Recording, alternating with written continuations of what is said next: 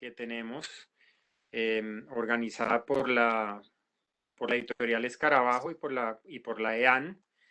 Gracias también a Susana Brunal, que está haciendo su pasantía con Escarabajo y es una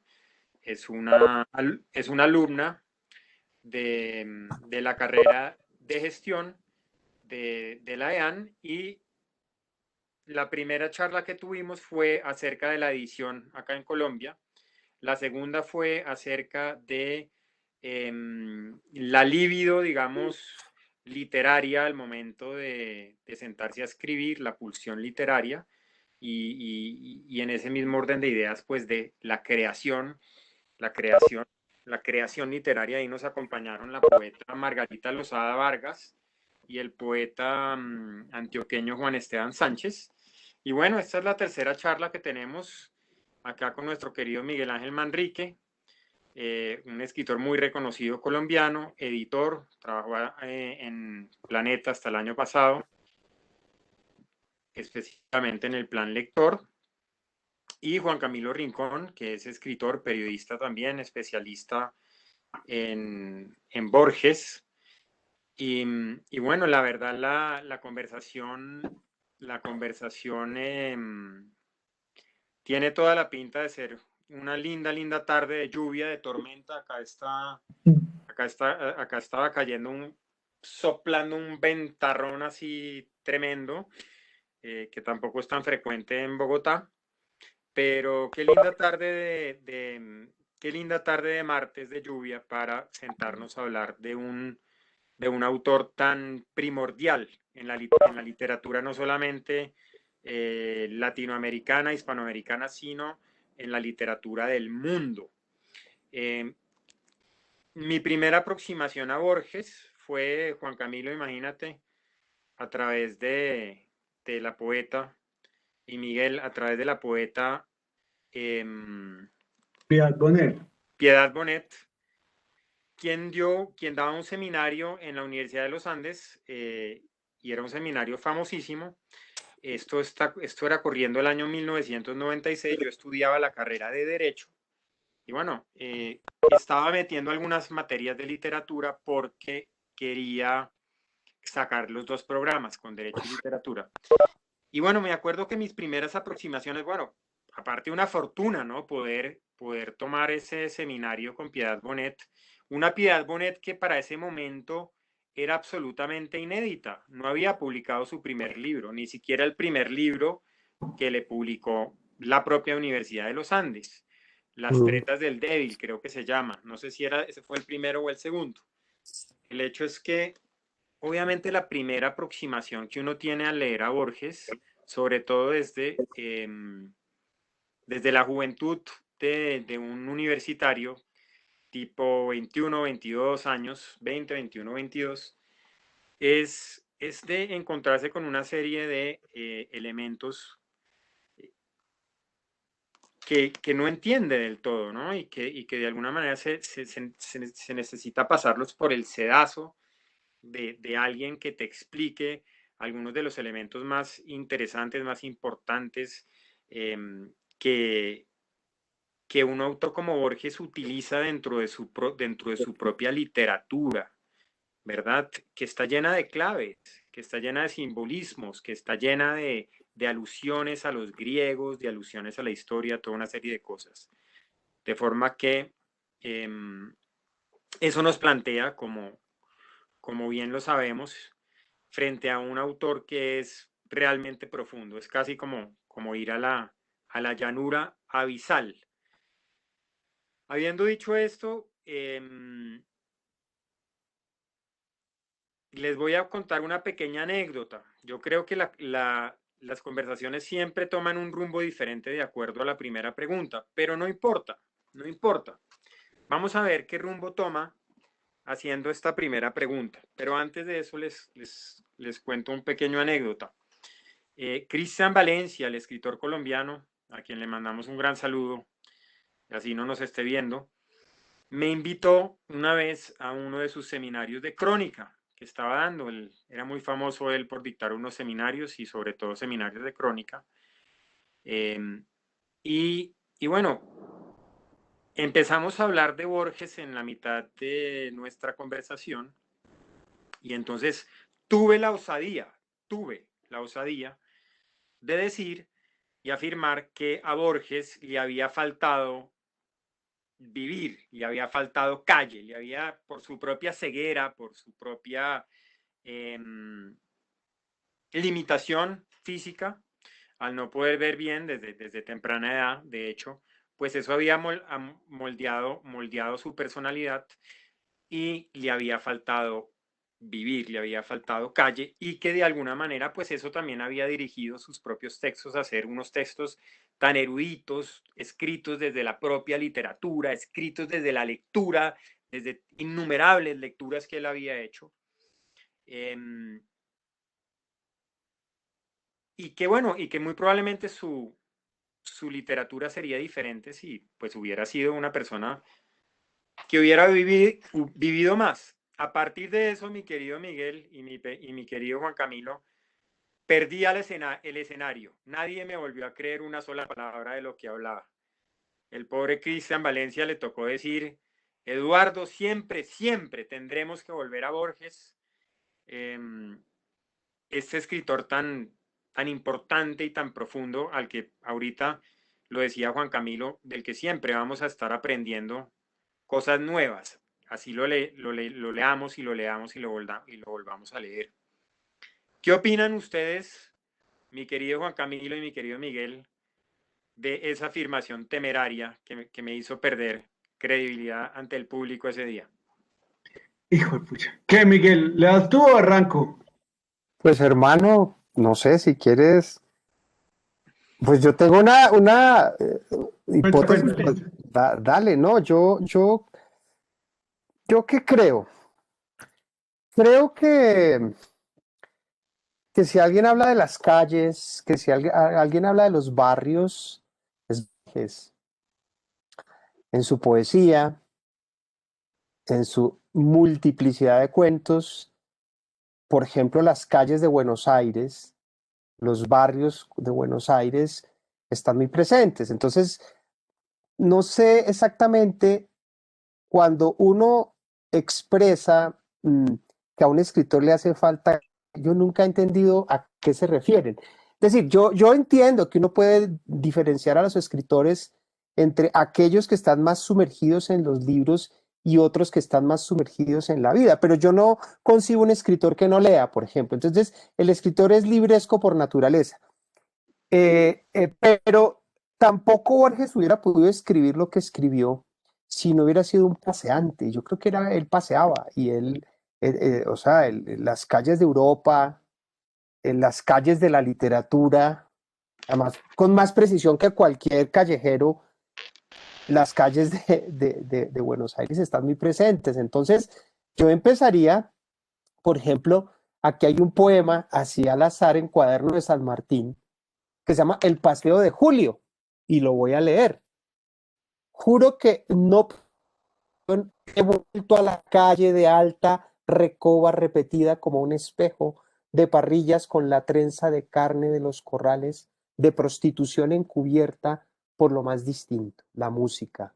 Puerto mutilado sin mar, encajonada racha salobre, resaca que te adhiera la tierra, paseo de Julio. Aunque recuerdos míos antiguos hasta la ternura te pan, nunca te sentí patria. Solo poseo de ti una deslumbrada ignorancia, una insegura propiedad como la de los pájaros en el aire, pero mi verso es de interrogación y de prueba, y para obedecer lo entrevisto. Y el poema sigue, eso es al paseo de Julio, es decir, a las plazas, ¿me entiendes? Entonces yo sí creo que no sé qué es que le falte calle, o sea, no, me parece que es una expresión bastante ambigua para referirse a alguien que creo que tuvo más calle que muchos escritores, incluso latinoamericanos, que dicen haber tenido calle, y yo dejo hasta ahí para darle la palabra a Juan Camilo a ver qué opina. Bueno, pensemos una cosa, también ese mito de la ceguera que fue muy joven, yo no creo que haya sido así. Él comenzó a sufrirla desde los 20 años y cuando comenzó a ver que su papá comenzó a tener la aflicción, él comenzó a darse cuenta que viene. pero su producción literaria fuerte, yo creo que la podemos dividir en dos momentos. Una es antes del 44 y la otra es después del 44. Yo pongo como un punto de cierre que es ficción. Entonces, ahí que tenemos, ahí tenemos la gran poesía que él hace, que es, yo pienso que ya en el 44, 45, la década de los 40 yendo hacia el final, es cuando ya él pierde en realidad la vista. Yo tengo 38 años y pienso que he vivido suficiente tiempo en el cual puedo entender el concepto de la realidad y el concepto de lo que es lo físico. No lo perdió la vista a los 2 años. Después viene la literatura post-ceguera, que es la que él, no, él dice que no se queda totalmente ciego, sino que comienza a perder colores y comienza a perder formas. Entonces, lo último que le queda es el amarillo. Bueno, después hablaremos de eso. Pero entonces aparece la parte de la poesía que es Fervor de Buenos Aires, Luna al Frente, Cuadernos San Martín, y Ujú. aparece una parte de los nuevos ensayos, de sus primeros ensayos, que está Historia sobre la Eternidad, que puede ser ficción, ensayo, porque también hay cuentos ahí muy interesantes. Está Inquisiciones, después aparece otras Inquisiciones y aparece lo que es Artificio o la primera parte de ficciones y aparece la ley. Ahí es cuando eso es lo que va a hacer que Borges sea inconmensurablemente impresionante. Mucha de esa literatura no alcanza a publicarse inmediatamente y él la reconstruye en El Hacedor, que es como el último texto en los 60, que voy pensando que es el gran último libro de él. Después ya comienza a reconstruir, reutilizar los elementos borgianos y es lo que menos tiene eco literariamente. Uno piensa que su gran obra es dentro del tiempo en que él fue joven. O sea, cuando decimos, no, es que él no tuvo calle porque estuvo ciego, yo pienso que es un argumento en que no me cuadra, es porque en realidad él había hecho su gran fuerza, su obra, durante su primera época, primero que Sí, todo. sí. Y después con eso, siguiendo un poco el hilo que me da Miguel, ¿qué es calle? Estamos hablando de un hombre que reconstruye su vida y su literatura a partir de dos conceptos, que es su gran biblioteca. La biblioteca de su padre, no la biblioteca de él. Pero bueno, uno es lo que puede leer. Entonces, de esa gran biblioteca se reconstruye dos formas de ver su vida, que es su familia. Una parte que es la parte como salvaje, que le llamamos así salvaje en el concepto del siglo XIX, porque era como se decía en ese momento, es como más el cuchillero, lo violento, lo más cercano al arrabal, y está al otro lado más educado de su abuela inglesa, que viene lo intelectual europeo hacia afuera. Ese Ujú. conocimiento que él alcanza a reencontrar y a aprender y a resignificar en sus primeros años, le da toda la calle del mundo, para mí. Yo pienso que él, cuando uno lee los primeros poemas de Borges y se enfrenta como a darse cuenta, esas visiones ultraístas que yo a veces las discuto, pero igual las amo, yo digo, es algo impresionante. O La historia de la infamia, que me parece un libro bellísimo, que hace un recorrido sobre el concepto de la infamia en diferentes puntos de la historia, se va al pasado, al presente. Estamos hablando antes de ensayos tan profundos como otras inquisiciones. No, esto es como los primeros intentos de pelea, joven, joven, joven. Ahí calla la lata. Yo digo, yo prefiero tener 10 minutos de esa lucidez que 50 años de la perseverancia, no sé, de estar en calle distinta. No, yo estoy de acuerdo con Juan Camilo, es decir, la obra de Borges, eh, yo creo que tiene que ver mucho con las ciudades, uno, empezando. Con Buenos Aires, los barrios, las calles, las plazas, los monumentos, los objetos. Es decir, yo creo que él reconstruye un mapa literario y un mapa, digamos, histórico y de la memoria de Buenos Aires, ¿no? Las glorietas, las fuentes, bueno, habría que hacer pues una selección de los elementos que él enumera, no solo en su poesía, sino en los cuentos. Eh, Miguel, y eh, no solo el Buenos Aires de su presente, sino el no, pasado. Él claro, hace del un mapa pasado. Sí, sí. Entonces yo creo que en ese sentido, pues un poco para redondear la pregunta que me parece bien interesante, si Borges tuvo calle o no tuvo, yo creo que Borges tuvo calle. O sea, entendiendo calle como algo no solo, decir, como algo metafórico, no solamente como un poeta de la experiencia o que no solo narra su vida, sino que encontró también una manera de entender eso desde la literatura, desde los libros, porque Borges es aparentemente libresco, pero uno empieza a mirarlo y es un gran observador de caracteres, por ejemplo, cuando habla de los compadritos y de los arrabales, o sea, eso es de una profundo, ese costumbrismo que está, por ejemplo, en Evaristo Carriego, de cuchillos, de tangos, de milongas, eso es calle y es pueblo. Entonces yo creo que Borges hace una reconstrucción bien histórica de Buenos Aires y de la calle, y yo creo que lo que dice también Juan Camilo es cierto, del pasado y de lo que fue su presente, ¿no? El hombre de la Y esquina rosada, por ejemplo, todo eso es calle, en eso, términos... eso. Él está en un bar, ¿no? Él está en un bar tomando Ajá, con el asesino, pues, perdón por el spoiler, muchachos, si no, no lo han dale, leído. sí, sí, sí, El tema es el man, y eso pasa mucho, y él tiene el concepto de la lucha con cuchillos, es porque él lo vivió en los bares, y la pasaba buenísimo, no solo se iba a tomar, a hablar a la finca de Bioy con Silvina y Victoria, a echar paja y a pasarla bueno, como también se las iba a las cenas todas las calles noches, ¿no? sucias del tango, sí, sí, sí. Y Borges nos lo han vendido como el santo mojigato que la mamá lo cuidó toda la vida, pero él también se le volaba. Obvio, él también alimentó mucho, porque yo sí creo que hay una reconstrucción de uno como escritor, lo que hace Gabo, lo que hace Cortázar, que se construyen a sí mismos con un concepto de no viví la vida como quería. Entonces, sí ven como ese concepto de no amé como debía haber amado. Algunos de esos conceptos que están ahí, pero el man también era la forma de decir, pues el conocimiento es tan grande que yo no lo puedo coger. Y Sí. plantear ese conocimiento tan inmenso es la base de mi literatura. Este prologuito para acotar un poco lo que Juan Camilo ha dicho de Evaristo Carrión, yo creo que también nos amplía un poco la respuesta, querido Eduardo, que dice, yo creí durante años haberme criado en un suburbio de Buenos Aires, un suburbio de calles aventuradas y de ocasos visibles.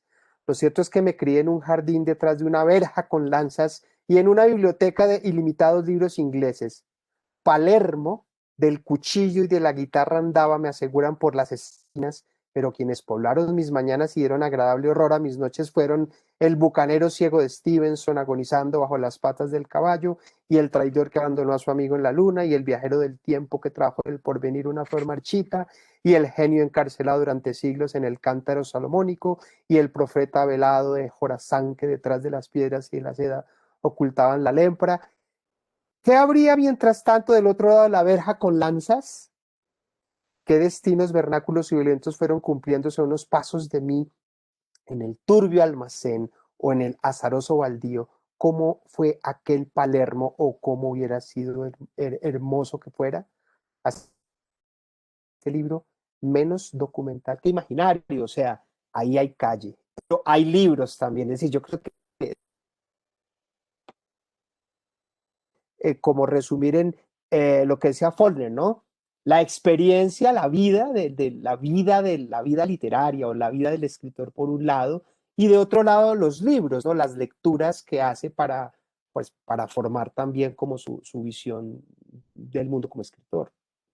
Bueno, pues me parece maravilloso, maravilloso todo lo que salió de esa pregunta, que es una pregunta en todo caso compleja en el sentido de que es una pregunta que ataca a uno de los grandes, a uno de los grandes referentes, no solamente de América Latina, sino de la literatura del mundo, en realidad, ¿no? Entonces, es un tema que en todo caso, en mi proyecto En Busca de Poetas con múltiples argentinos lo hemos discutido. Eh, y creo que antes que Calle, aunque estoy seguro que tanto Miguel como Juan Camilo estarían también en desacuerdo, Em, Tal vez la palabra fue decir, le faltó un poco de vida, ¿no? De lanzarse a vivir un poco más.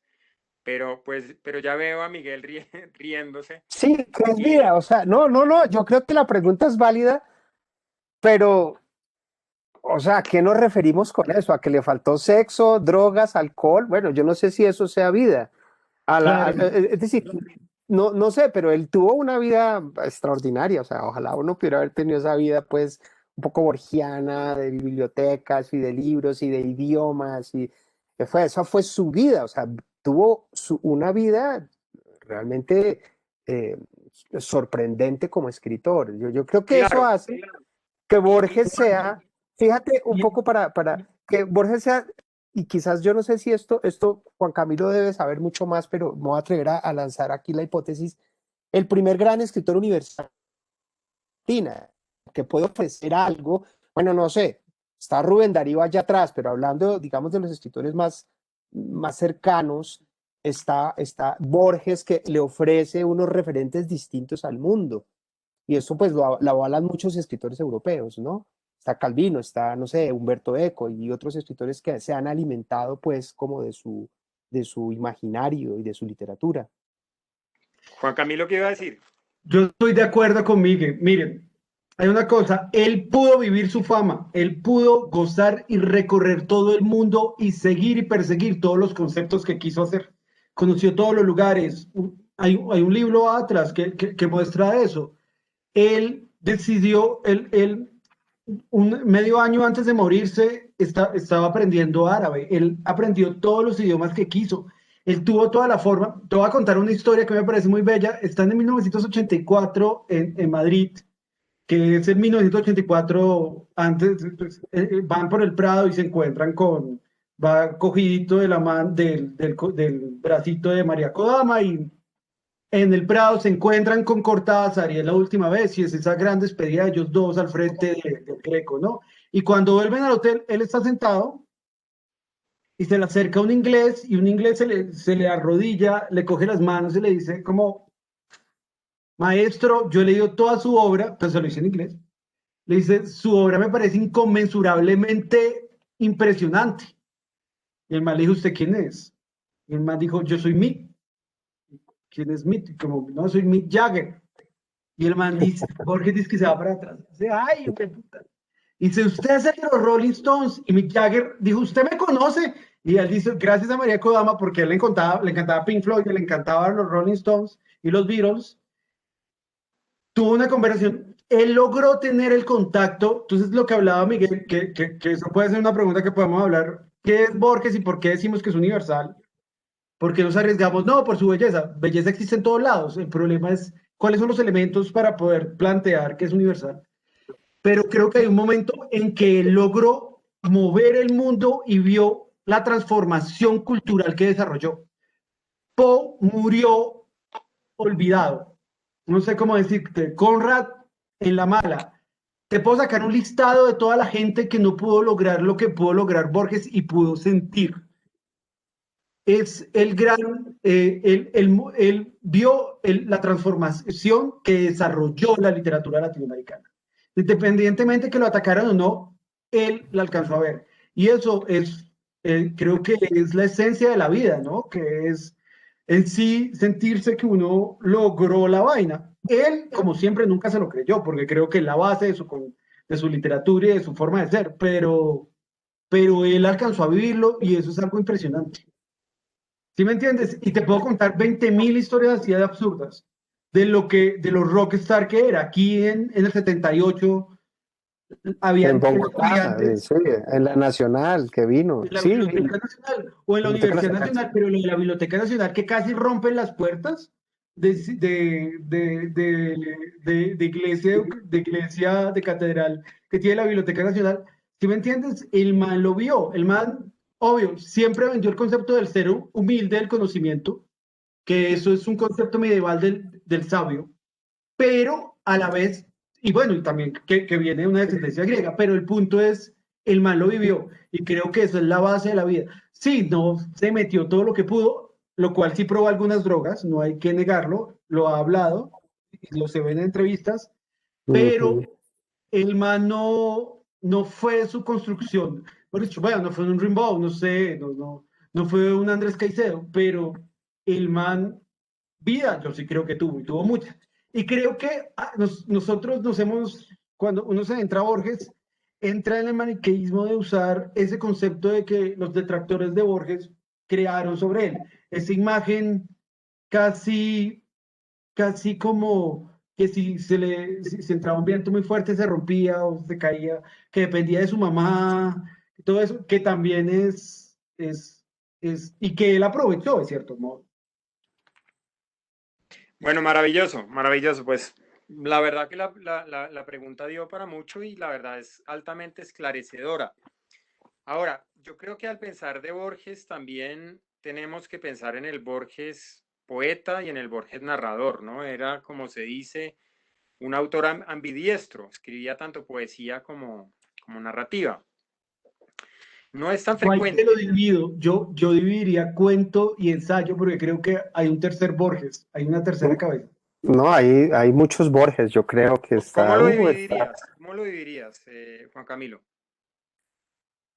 Bueno, sí pienso que hay muchos Borges, pero cuando yo voy a hablar de Borges, trato de dividirlo en tres, que es el poeta, el cuentista y el ensayista. Sí, sí, está, yo estoy de acuerdo contigo. Yo hablo del prologuista, El prologuista. sí, los prólogos de él, o sea, el gran lector. O sea, Borges sobre todo fue el El gran gran lector. lector, fue un lector generoso de todos los géneros y de todos los escritores. Si hay alguien me hace pensar a mí en la literatura como algo más allá de los grandes nombres, es Borges, porque amaba además eh, lo que se ha llamado también los escritores menores, la literatura menor que tiene obras maestras.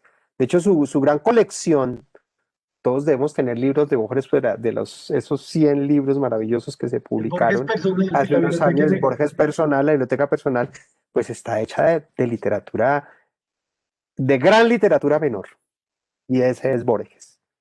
Entonces,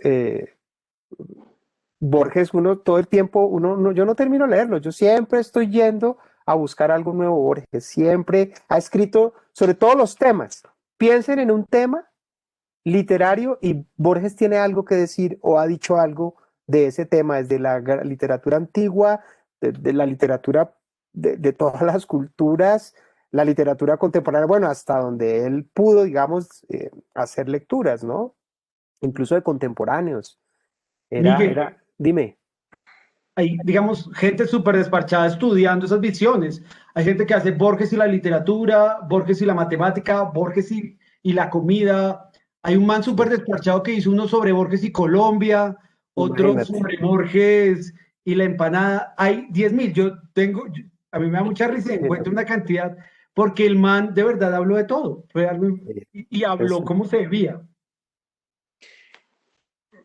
Bien, pero digamos también que esto es algo muy, muy común en Argentina, obviamente, porque pues Borges en todo caso es argentino y Borges de alguna manera u otra le echa sombra a los autores argentinos contemporáneos. Pasa de alguna manera como García Márquez nos sigue echando sombra a nosotros, así nosotros ya querramos cometer el parricidio o lo hayamos hecho o lo estemos haciendo, pero en ese cometer el parricidio acá para que los alumnos de la EAN, aquellos que no sepan qué quiere decir parricidio, es matar al padre.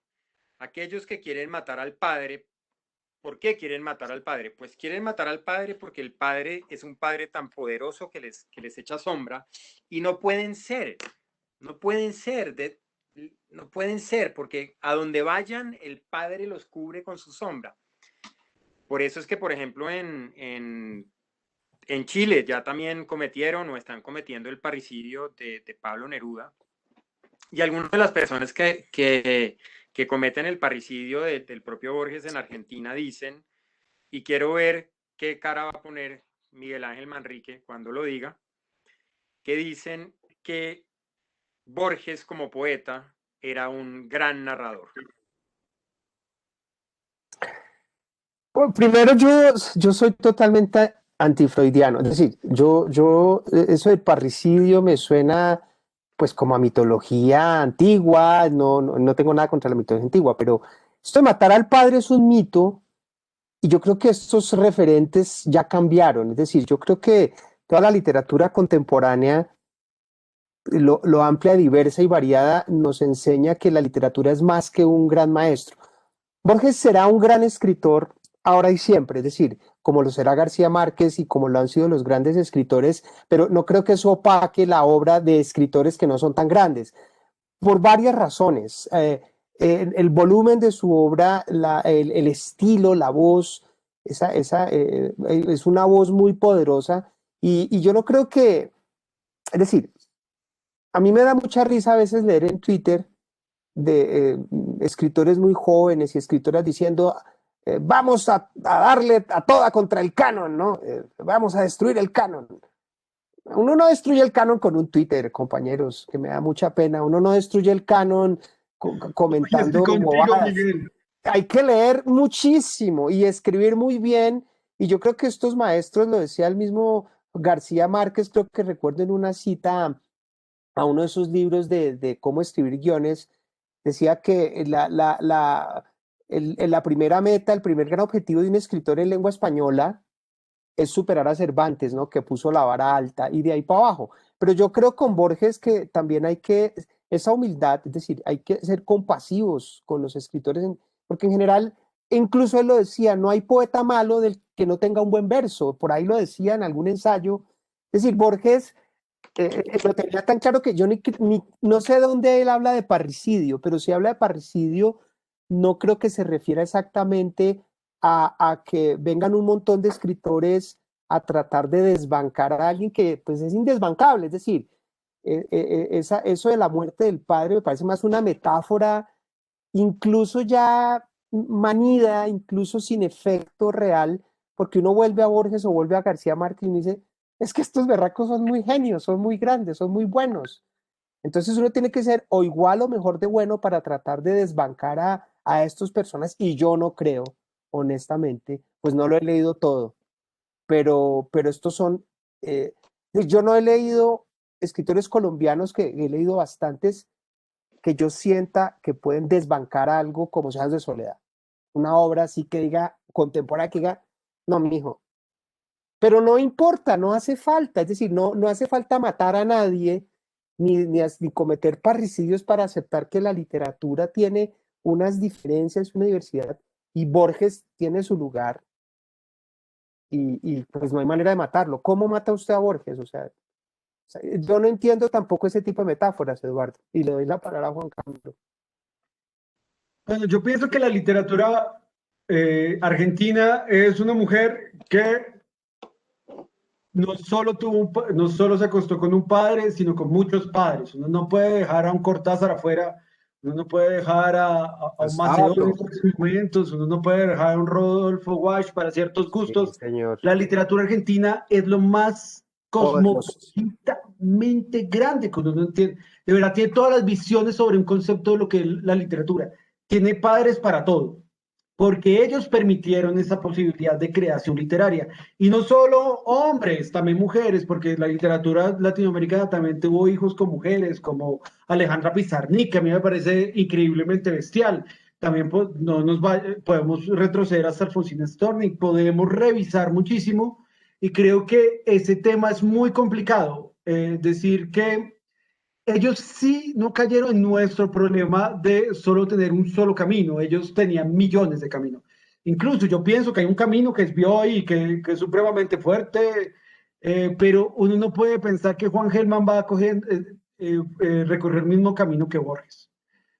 Todos vienen de una visión distinta y eso es algo muy interesante tener la discusión y darnos cuenta que el man tuvo una solución poética increíble. Yo tal vez en eso sí voy a tener como una diferencia con Miguel, es que yo sí creo más en el cuento borgiano que en la poesía borgiana, pero porque la poesía es tan inconmensurablemente increíble que yo aún no he podido lograr, todavía sigo ensimismado, es como como cuando uno mira a Medusa de frente, siempre me va a convertir en piedra. Ya por lo menos con el cuento, ya por lo menos puedo mirar al escudo, pero el problema ahí es cómo desarrollamos, cómo entendemos y cómo nos damos cuenta una creación literaria contemporánea que se dé cuenta que no tiene que matar a sus antecesores porque matarlo es, es la revolución falsa de la literatura.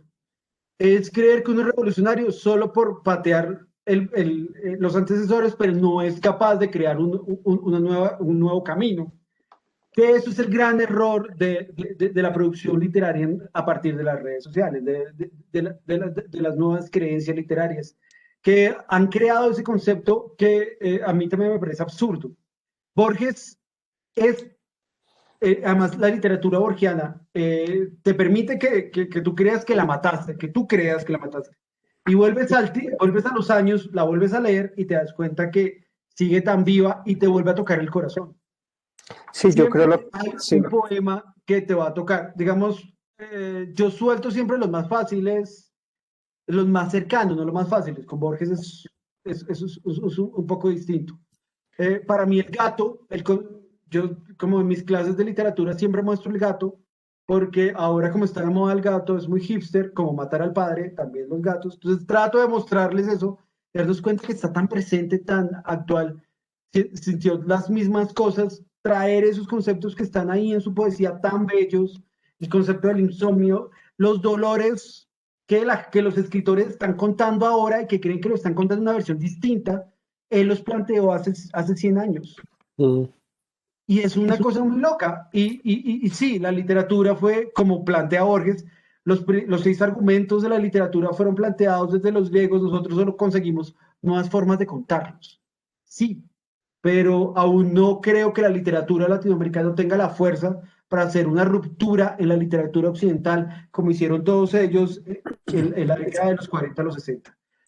Yo también discuto mucho lo de Neruda, yo quiero mucho a Neruda, a pesar de el cariño que le tengo a Bolaño o Lemebel o eso, porque yo sí creo que Neruda se enfrentó a hizo una ruptura poética en lo que ellos pensaban y nos volvió presentes.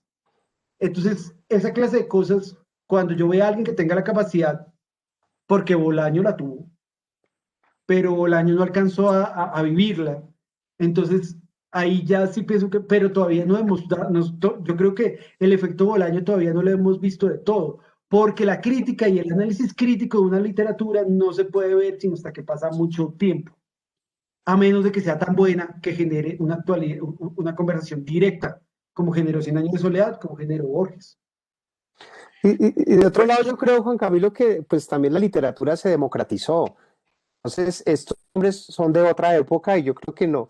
Es decir, no, yo no estoy muy de acuerdo a veces con el revisionismo de atacar, por ejemplo, a los escritores por X o Y, porque vivieron su tiempo y vivieron, por ejemplo, el tiempo cuando no existían las redes sociales. Y yo creo que esto ha cambiado mucho el panorama y ha roto muchísimos pues, paradigmas de lo que es el campo literario y cómo se define hoy. ¿Y quién lo define? Entonces, por ejemplo, estos son los grandes hombres de la literatura del siglo XX universal. Me parece a mí que lo que hay ahora es una diversidad, ¿no? Y hay literaturas de nicho y, pues decir, Y hay otros un montón de temas, y búsquedas, otras hay una visiones. explosión muy distinta que yo creo que Borges estaría de acuerdo con muchas de estas cosas. Yo no sé qué pensaría Borges si fuera tuitero, yo creo que sería el máximo, ¿no? Sería súper sarcástico y daría muy duro que era esa capacidad de utilizar el conocimiento para que el enemigo crea que sabe más que él, pero a la vez lo utiliza para ahorcarlo, ¿no? Para dejarlo Sí. en una situación de sátira, que es algo muy interesante. Sí, tienes razón. Yo también pienso, ¿qué pasa si hoy Borges publica Fervor de Buenos Aires? Renace Borges, tiene 18 años y publica hoy Fervor de Buenos Aires, pues no va a pegar. Claro, porque toda literatura tiene una evolución y ahora hay otros temas que se están discutiendo literariamente. Pero para tener una colectividad de conocimiento tan posible, para hacer una ruptura dentro de una literatura como se generó en el siglo pasado, es todavía necesitamos tiempo, necesitamos trabajo, y eso está bien, y hay que a veces discutir a nuestros ancestros para poder crear cosas nuevas, pero también hay que mirar para adelante y mirar para dónde tiramos. Sí, uno de los Bueno, grandes herederos de Borges es Humberto Eco, que yo lo he leído y lo he seguido, y creo que van en esa misma línea, y por eso digamos que lo admiro. Admiro tanto a Borges como a Humberto Eco, porque se parecen mucho. Yo creo que el gran maestro de este otro escritor brutal que es Eco. bueno, pues en todo caso la pregunta también dio para mucho. Yo estoy de acuerdo con ustedes. A mí el parricidio, pues también tengo mi punto de vista de que tampoco lo entiendo tanto. Es decir, entiendo a los jóvenes que se quieren imponer porque, porque ante ellos se necesitan imponer también. Es como una posición, bueno, aquí estoy yo ante el mundo y como aquí estoy yo ante el mundo, pues tengo que matar, digamos, lo que me antecede de alguna manera para poder dar un paso hacia adelante. Eso lo puedo entender. Pero a mí también me da tristeza. Y yo hablo desde el punto de vista de la persona que ha hecho un viaje de 6 años. Este año sería el año número 7 dentro del proyecto En Busca de Poetas, en donde me he encontrado con con una gran variedad y sobre todo una muy variopinta, poetas muy variopintos, que cada uno me va dando su punto de vista, ¿no? Por ejemplo, ahorita hablando del parricidio y miré la biblioteca ya que tengo una biblioteca llena de libros que me han ido regalando en mi viaje. Y tengo aquí las obras completas, son 3 tomos de un poeta que se llama Antonio Esteban Agüero, muy famoso en el centro de Argentina. Y me acuerdo hablando con un par de poetas en una ciudad que se llama San Luis, en todo el centro de Argentina, que me dijeron, allá fuimos al monumento al algarrobo abuelo, que es un algarrobo centenario que tiene como 150 años, al que Agüero le escribió un poema llamado Algarrobo Abuelo, y allá fuimos y nos meamos encima del algarrobo y se reían con unos ojos así, ¿no? Diciendo que era la forma de matar a su padre poético de la región. Entonces, en todo caso, son cosas interesantes que se dan digamos, de los diferentes territorios de la literatura, ¿no? De cómo cada quien va mirando también a estos grandes escritores que han pasado. Que yo estoy de acuerdo totalmente con ustedes, es decir, eso no es de decir que los vamos a matar y los matamos. Es que eso, es que matar al padre no es ignorar al padre o ignorar la tradición.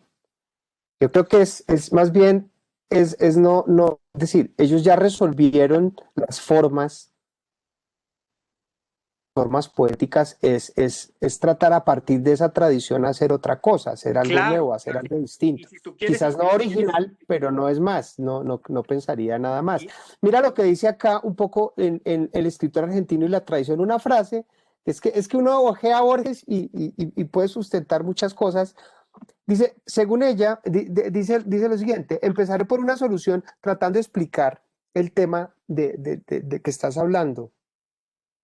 Del Martín Fierro. Sí, Dice, que era sus 100 años de soledad allá. exacto, que era como el Homero para los griegos, ¿sí? Dice, la que afirma que la tradición literaria argentina ya existe en la poesía gauchesca. Según ella, el léxico, los procedimientos, los temas de la poesía gauchesca deben ilustrar al escritor contemporáneo y son un punto de partida y quizá un arquetipo. Es la solución más común y por eso pienso demorarme en su examen. Entonces, el tema de ese tipo de problemas sobre la literatura de un país o la literatura de una nación, yo creo que esos problemas Borges los discutió a profundidad y en sus Miguel, ensayos y cuando tocó a estos autores le daba claridad a pesar de lo escéptico. Él era escéptico de este tipo de preguntas, por ejemplo. Dime, claro, Juan. pero pero chicos, Juan un Felipe, momento. Hay una Espérate, cosa ahí que me parece súper importante plantear. Hay un ensayo con el que arranca otras inquisiciones que se llama Las murallas y los libros, en el cual un emperador romano, un emperador chino, decide arrancar la historia desde él y olvidar todos los emperadores anteriores quemando todos los libros, quemando toda la historia y construyendo una muralla, que es la muralla china. Y al final la discusión del ensayo termina en un concepto muy interesante, dice que eso es un problema estético. Y él lo resuelve así. Y esto que estamos teniendo en este momento de quemar, de crear murallas y quemar libros, es el mismo concepto que plantea Borges en su ensayo, es lo mismo que estamos diciendo haciendo el parricidio. Es quemar Cien años de soledad, no quemarlo, sino como decir que no, decir lo que está pasando de matarlo, acabarlo, no leerlo, no entenderlo, no seguir luchando y entendiendo esa producción literaria, sino que al final termina siendo un problema estético de cómo voy a enfrentarme a crear nueva literatura. Claro, y ahí yo quería decir algo muy importante, rescatando también lo que Miguel decía, y es que si quieres hacer vanguardia, y sobre todo porque esto es un auditorio universitario, si quieres sentarte a escribir y hacer vanguardia, pues tienes que revisar toda la herencia, toda la herencia literaria que te precede. Mm, Eso creo que está claro y en todo caso sí. sí, la idea sí será siempre intentar hacer algo nuevo, ¿no? Hacer algo novedoso. Eso Borges sí, lo decía, ¿cuál es nuestra tradición literaria? Cuando se preguntaba por la Argentina, decía, pues toda la cultura occidental, toda la literatura, esa es nuestra tradición. Incluye a los ingleses, incluye a los franceses, incluye a los latinoamericanos. O sea, es toda la literatura. Es decir, él no, la total. tradición, exacto, la tradición literaria no es solo la tradición nacional, él ya había roto esos muros, ahora Claro. que tú hablabas, Juan Camilo, de murallas. Una pregunta, justamente porque quienes nos escuchan son universitarios. La pregunta sería, ¿cómo comenzar a leer a Borges? A ver, yo te voy a No, contar mi experiencia y si te dale. parece, Juan. Listo, dale, Yo, dale, no, dale para adelante. yo tenía prejuicios en la universidad sobre Borges. Yo me acuerdo que cuando yo entré a estudiar literatura, yo había leído a Borges y empecé a leer sus poesías, sus cuentos, y me gustaba mucho más Sábato. Es decir, la literatura realista, me gustaba mucho más la literatura, digamos, que tenía cierto compromiso con la realidad. Carlos Fuentes, por ejemplo. Y cuando empiezo a descubrir a Borges, lo hice pues de la mano de un gran amigo que es Luis Noriega. Leímos ficciones, todo ficción. Ficciones para mí, es decir, si hay un libro, bueno, hay grandes cuentistas en América Latina, grandes. Está Cortázar, está Julio Ramón Ribeiro y bueno, y muchos otros. Pero yo creo que hay un libro perfecto en la historia del cuento latinoamericano y universal. Un libro donde cada cuento es una joya y en su totalidad es otro diamante, que es Ficciones. Ficciones es, yo creo que la, la obra cumbre, tiene muchos, pero la obra cumbre del cuento escrita por Borges, cada relato es una joya y le pone distintas cosas. Está toda su poética condensada en ese libro. Yo empecé leyendo a Borges por Ficciones. Amo y estudio un cuento porque me gusta muchísimo. Hace poco que vino un escritor argentino aquí a hablar de una de sus novelas, me escapa el nombre, hablamos de La muerte y la brújula, que es un diamante perfecto, es un objeto de estudio del cuento lógico, del cuento racional, ese es Borges, ¿no? Del cuento policíaco, antipolicíaco, además porque parodia, eso le gustaba a Borges, parodiar el cuento de detectives. Entonces, pues a Borges hay que leerlo. Yo creo que hay etapas en la vida para entrarle, pero depende de los intereses. En ese momento, cuando yo empecé a ver que Borges, por ejemplo, eh, empezaba a responder a un montón de preguntas que yo tenía sobre la literatura, cuando empecé a leer sus prólogos, cuando empecé a leer sus recomendaciones literarias, dije, estoy ante un gran lector, o sea, porque Borges es ante todo un mapa de lectura, o sea, uno no alcanza a leer todas las cosas que Borges recomienda todo el tiempo y cada cosa que uno lee se sorprende, que además era un lector muy agudo, muy suspicaz, muy fino, todo, desde las sagas irlandesas pasando, no sé, por el desierto de los tártaros de Busati, que es una obra maestra. Todo eso yo lo he leído gracias a Borges. Entonces creo que eso, yo empecé por ficciones y luego empecé, ya después me compré toda su obra, empecé a comprarme sus biografías y ahí lo he ido leyendo, o sea, no como Juan Camilo, pues, que es todo un experto del tema, sino, no sé, lo voy leyendo en el año, lo cojo, lo abro, releo cuentos, releo ensayos. Hace poco me leí el informe de Brody, de David Brody, que es una maravilla, ¿no? Que a veces me parece un cuento hasta de ciencia ficción. Entonces, el terror, reivindica la ciencia ficción, reivindica un montón de géneros que otros escritores, digamos, muy distintos, ni siquiera mencionan así hayan leído. Entonces la literatura fantástica, por ejemplo, esas recomendaciones que hacía, esa recopilación que hizo con Bioy Casares, eso es extraordinario. Es decir, es tan rico, es tan amplio, tan inabarcable Borges, que creo que sobre todo me ha enseñado a leer y a ser humilde además y a ser, vuelvo y repito, compasivo con los escritores en general. Bueno, muchachos, yo les voy a contar la verdad. Yo sí, a mí me encanta porque como lo hizo Miguel fue como yo lo hice. Y esta pregunta me la he hecho durante muchos años y digo como, pues madre, ¿cómo hago? Porque no hay que sufrirlo. Yo no tenía una habilidad muy grande para comprensión de lectura y me tocó cogerme contra una pared hasta poder entender lo que entiendo ahora. Entonces dije como, bueno, ¿por qué? Porque uno tiene que sufrir la literatura. Entonces tomé una decisión y le propuse a mi esposa que arrancara Borges de una forma distinta, hizo como un experimento y funcionó. Entonces, esa propuesta son las entrevistas de Borges. Y para mí, creo que la mejor entrevista que he conocido se llama Borges, sus días y su tiempo, con María Esther Vázquez. ¿Qué pasa? El man, echando chisme, hablando, nos cuenta cómo es la estructura y cómo construye su poesía, sus cuentos, la base de los elementos que le gusta, cómo genera la literatura, cómo la entiende, por qué Stevenson le gusta, porque incluso mucho de... Yo leí un ensayo de Borges y decía, ay, fue madre, no, que es como estar en un ring y sé que me van a matar por nocaut porque Borges son textos cortos, máximo de 10 hojas.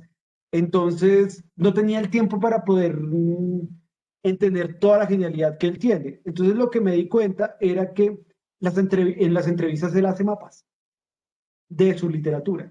Cuando uno ya lee eso y ya entiende un poco el por qué A, B o C, ya métanse con lo que plantea Miguel, que me parece increíble y creo que es el primer salto, que es ficciones, o con el Aleph, que también me parece una excelente opción. A mí el Inmortal me parece increíble, pero en ficciones está Thor, o que a mí me parece, creo que el mejor cuento de la literatura latinoamericana. Yo quiero mucho desde Monterroso, desde Fuentes hasta Guimaraes y demás, pero yo creo que ese cuento vencerlo es bastante difícil. Entonces, mi sugerencia, muchachos, váyanse con las entrevistas. Además, es que, ¿qué pasa con las entrevistas? Lo que hablaba Miguel, el man hace reír mucho. Entonces, uno va entendiéndole su sarcasmo, su forma de manejar como lo divertido. Y eso fue algo que me costó a mí mucho al comienzo. Entonces, yo iba leyendo y no me daba. Yo dije, uy, ¿por qué hice eso? Claro, lo que está haciendo es haciendo una crítica por medio del sarcasmo, pero uno no se da cuenta porque como uno no es argentino, hay ciertas cosas que no son tan claras, pero la entrevista se lo permite a uno. Entonces, muchachos, revisen entrevistas. Hay muchas después de que Borges murió. Todo el mundo sacó la cantidad de entrevistas posibles hechas y por haber o ficticias, porque eso pasa mucho con Borges. Hay mucha cosa falsa alrededor de los libros de Borges. Hay muchos, le asignan muchos poemas que nunca escribió, entrevistas que nunca hizo y comentarios que nunca ha hecho. Y al respecto de eso se pudo desarrollar algo muy interesante. Después sí, vayan con los cuentos. La poesía es la de últimas, pero lo que pueden hacer, que es mi sugerencia, poco a poco vayan tocándola. Hay cosas que siempre repetimos, que repite Miguel, que repite Eduardo, el golem, el ajedrez, el otro y el mismo. Hay una cantidad de poemas El maravillosos. eterno retorno, El eterno conceptos retorno. como el eterno retorno, el de los espejos, El toda una espejo es simbología que hay increíble. detrás, ¿no? El Cómo entender laberinto. esa simbología? ¿Cómo entender esa simbología? Si, a mí, por ejemplo, fue Piedad Bonet quien me introdujo a toda esa simbología, pero Porque yo creo leyó las que entrevistas. leerlas a través de las entrevistas se entiende su simbología, ¿verdad, Juan Camilo? Sí, Bueno, pero Sí, yo creo que por ahí es. se puede hacer una lectura desprevenida. Yo estoy de acuerdo con una afirmación que decía el mismo Borges, y es que nunca vayan a los críticos, nunca vayan a los, como a los, a los artículos que hablan sobre la obra, vayan directamente a la obra. Al principio quizás no se entienda, pero yo como Kung Fu Panda, creo que hay que intentarlo y lo que tú decías, darle hasta que uno empiece a como a comprenderlo con los años. Borges es un autor que si uno empieza a respetarlo, los textos también empiezan a respetarte como lector. Es decir, yo creo que hay que empezar a leerlo con cariño, porque es un escritor además clásico, sí, escribe de una claridad de verdad que es apabullante. Su erudición no es pedantesca. Yo siento que su erudición a veces es irónica e incluso a veces es hasta pedagógica, te enseña, te está diciendo, "Oiga, vaya, vea esto, mire esto". Yo siempre trabajo con mis estudiantes varios, por ejemplo, el ensayo sobre la metáfora, lo trabajo mucho. Por ejemplo, las charlas que hizo en la universidad de, creo que es Harvard, las Eliot Norton, o sea, trabajo los conjurados, es decir, hay muchos libros que yo utilizaba a lo largo pues, de mi vida como profesor que trabajo muchísimo La muerte y la brújula para mostrar que es una estructura narrativa perfecta, porque ese Pero cuento es Miguel, un diamante. Entonces, pero mira lo que te quería hacer una pregunta, perdón, Eduardo.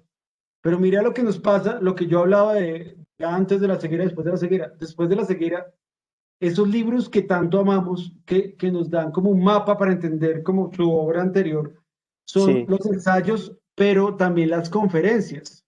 de Las acuerdo, las conferencias son conferencias, básicas. de Entonces, acuerdo. las entrevistas son una forma un poco más tranquila de poder entender las conferencias. Hay muchas cosas de las mil y una noches que yo entendí en las siete noches. De acuerdo, de ¿Sí me acuerdo. yo, entiendes? y yo creo, recogiendo un poco lo que dices, Miguel, es que a Borges también hay que leerlo un poquito como el Ulises de Joyce, Sí, que, meterle que, el que, diente. que también es tan vasto y que no importa si no se entiende todo, no importa si no estás entendiendo todo, pues hay que seguir, hay que seguir. Y a medida en que sigues, vas entendiendo en todo caso, cada quien tiene su propia interpretación de los textos, pero la idea es no amedrentarse, no sentir miedo.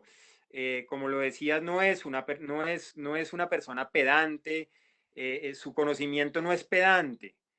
Eh, su conocimiento está puesto al servicio de su texto, de su narración, básicamente. Entonces, Sí, hay acá yo creo que nos... poesía que uno puede leer en voz alta porque, por ejemplo, son enumeraciones y a veces lo que importa es la sonoridad, como el ritmo, porque a él le gustaba mucho jugar a eso, a Claro, cómo suenan los versos, porque además él se repite, él siempre está repitiéndose y casi que los temas de Borges uno puede enumerarlos, ¿no? El ajedrez, los laberintos, los dobles, los espejos, la tradición literaria, es decir, hay un montón de temas que él va repitiendo en su poesía, que va de pronto recordándonos en sus ensayos, en sus conferencias. eh, y es una maravilla porque además va profundizando o va dándole a uno como nuevas formas de ver los temas que él ha tocado. Como que él mismo revela las claves de su literatura y eso me parece a mí maravilloso de Borges. Uno siempre te está enseñando a ver su propia obra, pero también a ver la obra de otros. Ahí, que creo. perdón, Sí, Juan. Eduardo, porque eso que está diciendo Miguel es súper importante de Borges. Y creo que es la base de entender. Digamos, cuando uno se enfrenta a un texto, uno puede escribir una obra, pero creo que el gran valor de escribir una obra es también construir las herramientas para poder enseñarle a los otros cómo construir una obra. Y eso es lo que hace Borges. Por eso el man está dentro de la literatura universal, porque no solo construyó obra increíblemente maravillosa, él crea un concepto que es muy interesante, que es el concepto de la literatura fantástica, que él le llama así, pero la literatura fantástica es otra cosa, pero llamémoslo como, no sé, construcción borgiana, que es un tipo de literatura que él construye, que es la forma de desarrollar un concepto dentro de unos argumentos específicos. Y cuando uno va leyendo a Borges, va viendo los esquemitas y el man se lo va enseñando a uno. Y uno dice, si yo utilizo esos esquemitas, puedo construir literatura. Y a pesar de que haya gente ahora que lo discuta, utiliza los mismos esquemas de Borges. Esos esquemas que él dejó claros y que no solo se utilizan acá en Latinoamérica, sino se utilizaron en Europa y se han utilizado en la literatura occidental en los últimos 20, 30 años. Por eso me parece tan increíble eso. Es algo que plantea Miguel. Uno lo va leyendo y va entendiendo esa estructura que es la base esencial de esa forma de escritura. Sí, por supuesto, ¿no? Y bueno, yo no sé si ya se nos acabó el tiempo, Lorena. Miguel, no sé a qué horas entra su próxima presentación. Bueno, ahora tendría una clase entrado a esta. Tengo una Ok, charla tus a las estudiantes. 7. Es a las 7 que tengo la charla sobre el libro que reseñaste, Juan Camilo, de Luz Meri, ¿no? El de cuentos y relatos de la literatura colombiana, el tomo 3. Es un Hagamos, muy buen libro. Tienes ahorita, vas a ver a Sergio. Creo que no vi a quién más está Ahora, ahorita. Es súper chévere. sí, ahora va a ser. Sí, ahora a las 7. uno de los conceptos más interesantes a mi juicio con relación a todos estos conceptos borgianos un poquito es el universo, ¿no? Borges se metió con el universo, ¿no? Comenzando con ese concepto del Aleph, que una cosa es todas las cosas, o que todas las cosas son una sola cosa, o en el otro el mismo, que un hombre, un hombre es todos los hombres y todos los hombres es un hombre. Toda una serie de conceptos que son realmente tremendamente interesantes. Eh, qué tendrían que decir de eso, de ese concepto del universo, el universo en la obra de Borges? Pues yo lo resumo en algo que creo que él nos ha planteado también, y es que es una biblioteca. La analogía de la biblioteca yo creo que define muy bien lo que pensaba Borges de, del universo. Eh, de hecho, él mismo planteaba que eh, existe un solo libro, un solo gran libro, de los cuales cada libro es como una parte. Y el universo está construido de la misma manera. Son pocos elementos, y lo decía también maravillosamente del alfabeto. Dice, cuando él habla del alfabeto, que dice que con 28 letras, a partir de esos pocos elementos tan discretos, podemos construir el universo. Creo que también se refiere al lenguaje. Es decir, cómo el lenguaje también nos permite construir el universo. Y el universo a mí me parece una metáfora maravillosa, porque, pues claro, si tú te pones a pensar en los científicos que exploran el universo, para mí sigue siendo eso una metáfora. Por otra razón, y también lo decía el mismo Borges, y es que nuestros sentidos son bastante limitados. La vista, el oído, eso lo decía creo que Lenin en uno de estos libros del trabajo, sobre el trabajo, hablaba de esto, que la mano es el asadón y eso extensión del brazo. Borges mismo por ahí lo repite, ¿no? El telescopio, el microscopio son extensiones de la vista y decía, y los libros son extensiones de la memoria y la imaginación.